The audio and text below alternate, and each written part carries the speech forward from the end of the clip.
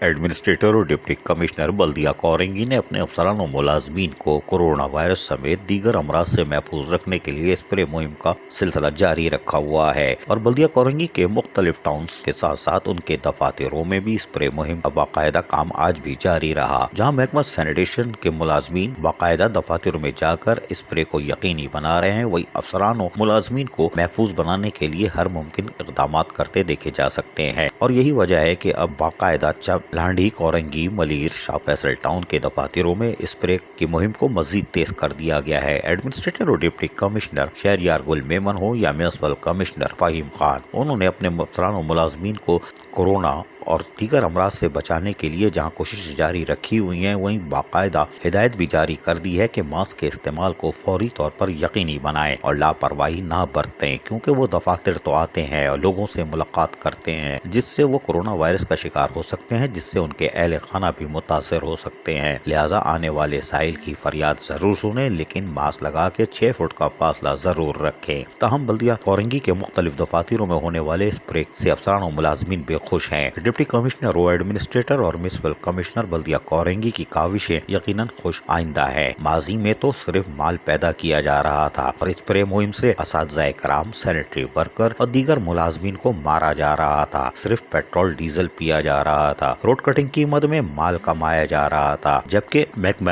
M&D کے تحت بھی بڑے ہوش ربا انکشافات سامنے آ رہے ہیں۔ تاہم ہمارے ذرائع کے مطابق محکمہ M&D میں ہونے والی بدعنوانیاں بھی جلد سامنے آ رہی ہیں اور اس میں 2015 سے لے کے 2020 تک ہونے والی بدعنوانیاں انتہائی حیران کن ہوگی، جو کہ فی الحال پس پردہ ہے۔ عزیز عارف، KBS بلدیاتی نیوز، کراچی۔